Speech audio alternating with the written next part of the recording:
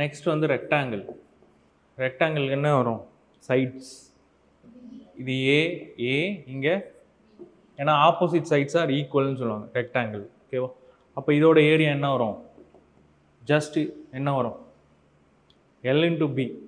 இப்போ நம்ம இது ஏன்னு எடுத்தோம். இப்போ இங்கே என்ன சொல்லுவாங்கன்னா லென்த்து பிரெத்துன்னு கூட சொல்லுவாங்க. அப்போ என்னது? Length into breadth. So perimeter என்ன சொல்லுவாங்க? இப்போ இது எல்லுன்னா இதுவும் எல். ஸோ பின்னு எடுத்தோம்னா எல்லாத்தையும் ஆட் பண்ண போகிறோம். ஸோ இப்போ 2L + 2B. அதான் என்ன பண்ணுவாங்கன்னா 2 × L + B. ஓகேவா? நெக்ஸ்ட் இதுக்கும் வந்து டயகனல் இருக்குது. அந்த டயகனல் ஃபார்முலா சேம் அதே ஃபார்முலா தான் யூஸ் பண்ண போகிறோம். D² = என்னது? B² + L². இப்போ D = √L² + B².